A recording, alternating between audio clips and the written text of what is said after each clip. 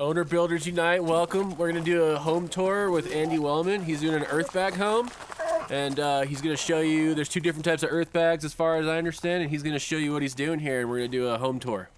Andy. All right, our build is Scoria bag, invented right here in Crestone, as far as we know. Basically uses Scoria, which I see as like pumice. I don't know where the word Scoria comes from. Is that volcanic rock? This stuff, volcanic rock, super duper light, full of air pockets and holes, highly insulative, supposedly are 1.5 to 2 per inch. Our bags get filled with the Scoria, and then we can carry them about 40 pounds. We just carry them over to the wall and stack them up. Where'd you get the bags? The bags I got from like a potato place here in the valley in Monte Vista, and they have added UV protection, 1,600 hours. Our bags have been sitting out intermittently covered and not covered for about 9 months now at 8,000 feet in the sun every day, and they show very little wear and tear. So I highly recommend getting the UV protected bags. But Scoria basically built exactly like Earthbags. Super Adobe, if you're into Cal Earth. They're not in tubes. I just got the bags so we could carry and lift. This makes it so that like I can build it with one person. Like I've had some help, but mostly I'm just here alone, and I can fill bags and carry them and stack them all day by myself. I don't need a team. So that's the main advantage of Scoria. Insulation and easier to use. And the Adobe versions are more structural? I don't think either is more structural. I mean, you know, we only know this is, we think this is maybe the 5th Scoria bag house in Crestone.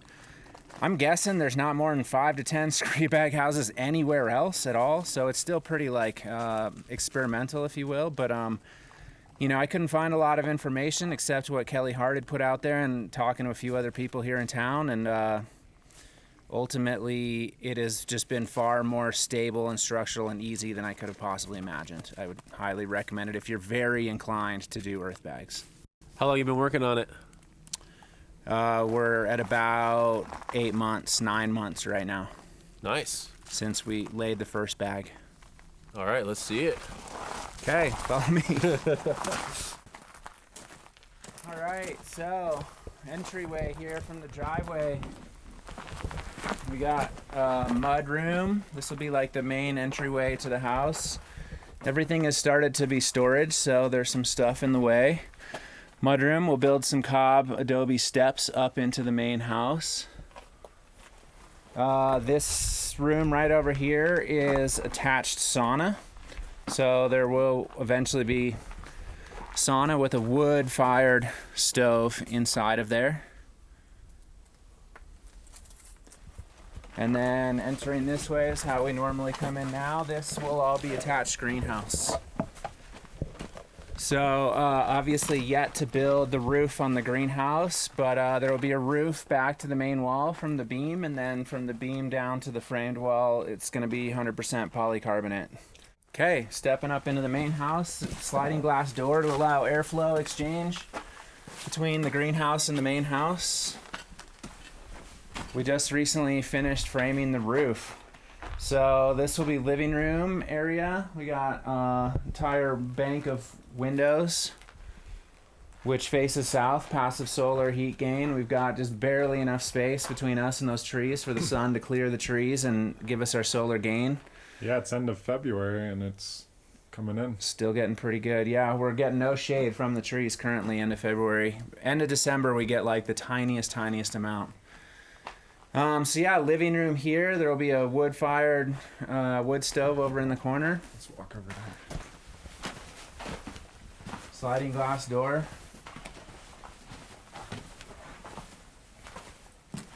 Wood stove in the corner. You can see the bag walls.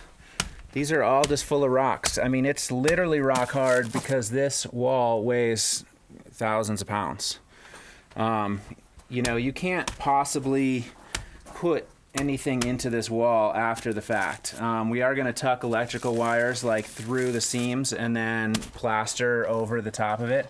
But you have to plan in advance and put electrical boxes in place where they need to go ahead of time. So these are just sort of buried within the wall, attached to some OSB piece of 2x4. We had to do, nailing plates in order to attach these, the window bucks. And you strapped them down? So I buried this polypropylene strap a couple rows deep, strapped the nailing plates down, leveled it, and then when we stood the framed wall up, we could then tack nails into it. And then we have since drilled holes and added rebar for added stability.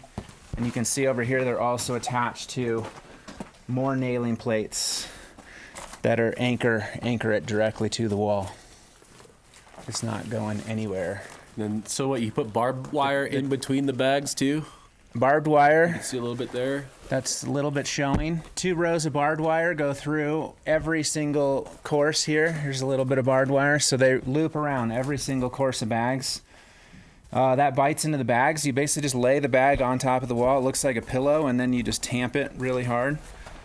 It takes more of the brick shape that you see now, and the barbed wire bites into the fabric of the bags and makes it so that it doesn't slip side to side at all, which is how you can stack 20 bags on top of each other without them falling off.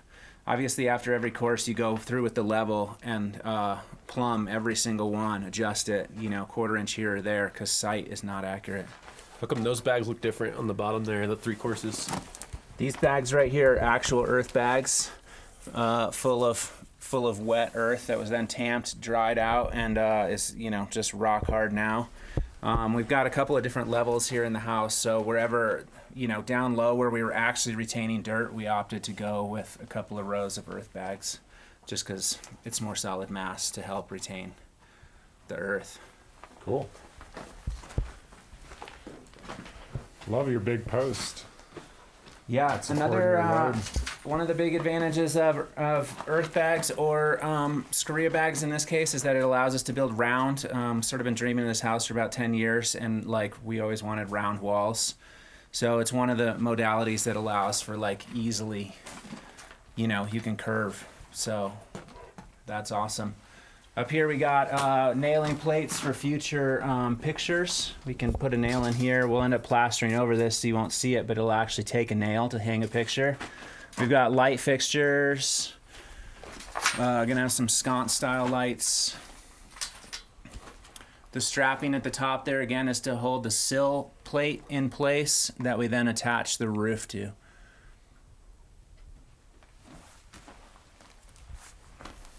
And there'll be a utility room right here, which will have some interior framing. We've got these metal all threads sticking out of the wall.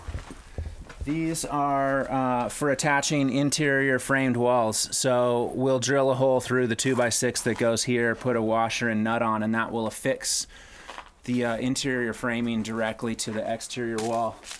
Likewise, we're gonna have an exterior staircase up to the roof outside. So this is the inside, version of those. We'll end up sawing these off before we plaster. As you can see, you really have to prepare in advance. You have to have a good plan because, there's code in terms of how far apart electrical appliances need to be, your electrical plugs, lighting, switches, all that stuff. You don't put that in advance, it's going to be really difficult to put it in after the fact. So, we had to think about it a lot, had a really good plan before we built this house. Over here where Matt is at is going to be kitchen. There'll be a framed wall here separating the utility room. Kitchen, stove, nailing plates there to attach cabinetry and countertops to. Hopefully it works out. I'm not quite sure yet how it will, but this is the first house I've ever built, so we had some books, we got YouTube, but we're just also inventing it as we go. And it's working out pretty good, I gotta say. And then moving upstairs. Again, it's pretty open right now, but there will be some framed walls. So over here will be the bathroom. And then there's going to be 2 bedrooms with a little office nook. So we're standing in 1 bedroom, roughly right here. There's going to be a little office nook attached to this bedroom. And then there will be a doorway into another bedroom right here with the 2 windows. The ceiling's a bit low, but I sort of like that idea of like having a low ceiling in the bedroom. It's a little more hobbity. It's actually going to be even lower than it looks now because there'll be about a foot of infill to bring up for the floor, which will be Scoria's insulation over the dirt and then poured adobe slab with radiant in-floor heating. So the ceiling's going to be about 7 feet tall, which is shorter than your average ceiling, but it's sort of cool in here. In the main room, it'll be almost 10 feet tall, so there'll be a nice contrast between, you know, sort of like more cavey and tighter and homier in the bedrooms, and then more expansive in the living room. Are you gonna heat your radiant? The radiant floor heat will come from a water storage tank that's going to be solar powered, solar heated. The house is 100% electric and 100% solar, so there's no propane. We're not attached to the grid at all. There's no backup. It's just solar with, we have lithium-ion batteries. Some of it's already installed. We've been building with our solar power, and then, you know, we have more to install later as well. So a fairly large solar setup. It doesn't necessarily make sense financially, but it does make sense ecologically, sort of based on the principle. It's a cool shot of It's it. sort of like, Yeah. And you did all that mortar work? yeah, the stone is like stone that we got from excavating on site. We're on an alluvial fan, which is basically just all rock, even though it looks like there's some dirt here. It's actually just all rock. Dang, who did that stonework?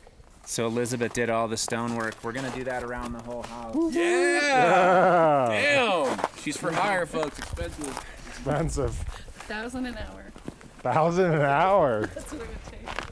So we're gonna finish, once the doors are in here, we'll finish under here. And then once we get this electrical in, I have Ooh, cool. these 2 pieces that That's will neat. fit perfectly. Is this your first time you've done this? Yeah, That's cool. You did a good job. thank you. Did you have to like wet the stone down? Yeah, so you kind of wet it beforehand, and then we added plasticizer as well to eliminate some cracking. And then eventually I'll use some muriatic acid to clean this off. I've just been really hesitant to buy toxic chemical. Yeah. But people keep telling me that we should do it. It looks good. And then you're going to continue it over here eventually? Yeah, we'll continue all the way over, and then our earth and plaster will come and meet seamlessly. Nice. Looks good. I was just gonna put a little piece just to cut it out, like a sliver. I'm gonna have to do that inside too, because I'm gonna have joints. What's that for? Light? That's gonna be the exterior light, Nice. Ooh, nice. which is required by code. Oh, that's the one? Yeah, Yeah, how many you have? one. I got Just one. For yeah, each just door. for your door. It has Yeah. to light up each exterior, That's doorway. that's what I got on So mine. we're gonna probably have to get one of those, like, split LEDs that shines a light over to that one too, because that door has to be lit up as well. Yeah. I already talked to the inspector. He said I don't have to add a separate light if this one lights Points up that that way. entryway. Yeah. That makes sense. Yeah. Cool. Let me get a shot just up close walking out of this, because this camera is so fucking wide, dude. It's like you'd be amazed how close I am, but it's like how wide of a shot it is.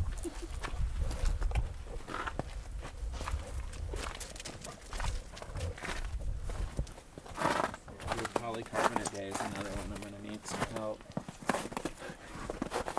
These things are like 18-foot long pieces of polycarbonate. They're delicate. They're so big.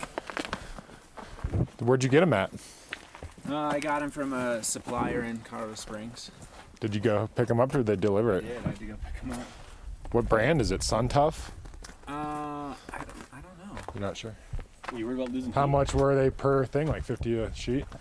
More? Like 400 a sheet. 400 a sheet. How big are the sheets? Ginormous. 18 feet long by By 6 what? feet wide. Oh, and I was thinking they're like 5 2 layer. footers. Okay, They're like cool. 5 layer. That 3 or 5 wall. That's We got the- some double wall for the walls and 5 wall for the ceiling. Wow, that's gonna be bomber.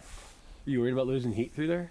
I mean, it's like the- R3, so it's nothing like a normal ceiling, but it's better than glass. It's a greenhouse, so you lose heat by gaining heat. Yeah. You know what I mean? Yeah. But that There's 5 no- layer is the top of the top, dude. The 5 layer is like the most durable and the most insulative. But even below, R2 is like, double wall is like what, 2.5, R2.5, and 5 wall is like R3.5. So When I rented Nick Chambers' cabin, he had that biodigester and he had to get covered in that stuff, but it was the 3 and it still performed really good. So I'm sure the 5 will be.